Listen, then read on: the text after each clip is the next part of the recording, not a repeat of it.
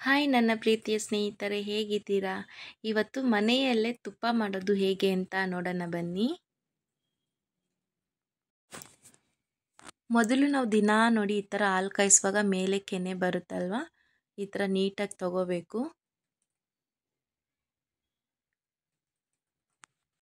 ನೋಡಿ ಈ ಥರ ಸೋಸ್ಬಿಟ್ಟು ಯಾವುದಾದ್ರೂ ಒಂದು ಸ್ಟೀಲ್ ಬಾಕ್ಸಲ್ಲಿ ದಿನಾ ಸಿಗೋ ಕೆನೆಗಳನ್ನ ಈ ಥರ ತೆಗೆದು ಇಡ್ತಾ ಇರ್ತೀವಿ.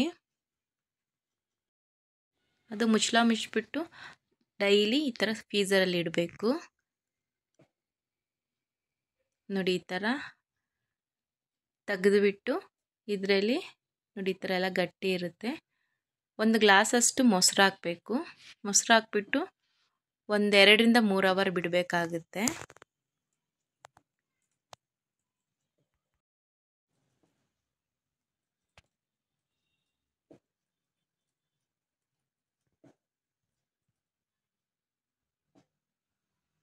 ನೋಡಿ ಈಗ 3 ಅವರ್ ಆಗಿತ್ತು. ಈ ಥರ ಎಲ್ಲ ಜಿಡ್ಡೆಲ್ಲ ಬಿಟ್ಟಿರುತ್ತೆ ಈ ಥರ. ಈಗ ನಾವು ಇದನ್ನ ಒಂದು ಮಿಕ್ಸಿ ಜಾರ್ಗೆ ಹಾಕ್ಕೊಳ್ಳೋಣ.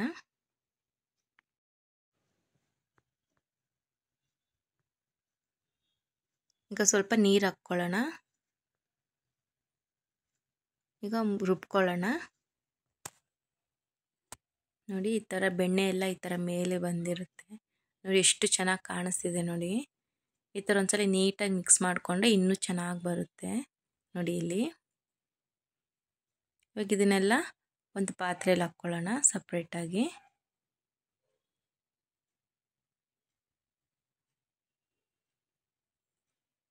ನೋಡಿ ಎಷ್ಟು ಚೆನ್ನಾಗಿ ಕಾಣಿಸ್ತಿದೆ ಬೆಣ್ಣೆ. ನಾವು ಬೇಕಿದ್ರೆ ಇದು ಬ್ರೆಡ್ಗೂ ಹಾಕ್ಕೋಬೋದು, ಬೆಣ್ಣೆ ಥರ ಯೂಸ್ ಮಾಡ್ಕೋಬೋದು. ಇದೆಲ್ಲ ಸಪ್ರೇಟ್ ಒಂದು ಪಾತ್ರೆಯಲ್ಲಿ ನೀಟಾಗಿ ಈ ಥರ ತಕ್ಕೋಬೇಕು. ನೋಡಿ ನಾನೆಲ್ಲ ಬೆಣ್ಣೆ ಈ ಥರ ತಕ್ಕೊಂಡಿದ್ದೀನಿ.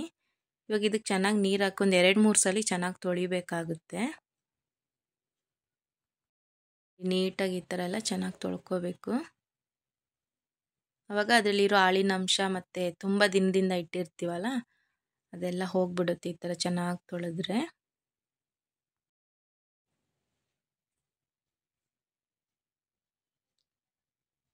ನೋಡಿ ಈ ಥರ ಎಲ್ಲ ನಾನು ಚೆನ್ನಾಗಿ ತೊಳೆದೆತ್ತಿದೆ. ಮತ್ತೊಂದು ಸಲ ತೊಳಿತಾ ಇದ್ದೀನಿ. ಇದು 3ನೇ ಸಲ ತೊಳಿತಾ ಇರೋದು.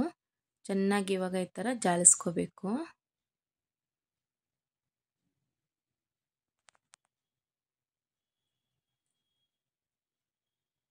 ನೋಡಿ ಇವಾಗ ನೀಟಾಗಿ ಈ ಥರ ಎತ್ಕೊಳ್ಳೋಣ.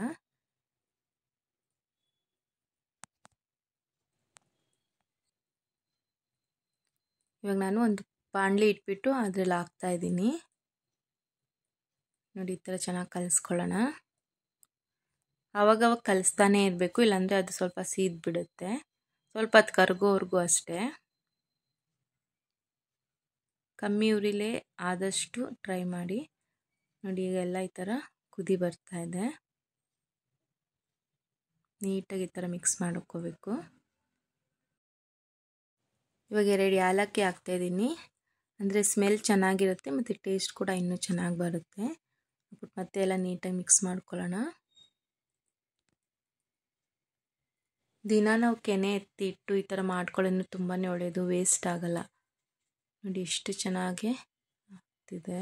ಇವಾಗ ಕರಗಿದೆ ಎಲ್ಲ.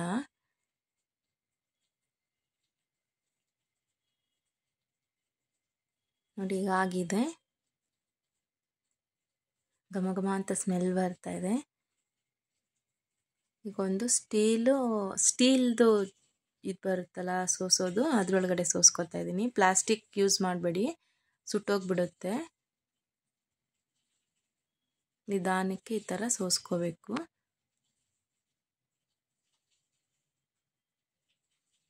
ಮತ್ತು ನಾನು ಸ್ಟೀಲ್ ಲೋಟ ತೊಗೊಂಡಿದ್ದೀನಿ. ಪ್ಲಾಸ್ಟಿಕ್ ಬೌಲು, ಗಾಜು ಅದು ಏನಾದರೂ ತೊಗೊಂಡ್ಬಿಟ್ರೆ ಅದು ಒಡೆಯೋ ಚಾನ್ಸಸ್ ಇಲ್ಲ, ಸುಟ್ಟೋಗೋ ಚಾನ್ಸಸ್ ಇರುತ್ತೆ. ನೋಡಿ ಇದು ಕೆಳಗಡೆ ಎಲ್ಲ ಈ ಥರ ಉಳ್ಕೊಳ್ಳುತ್ತೆ.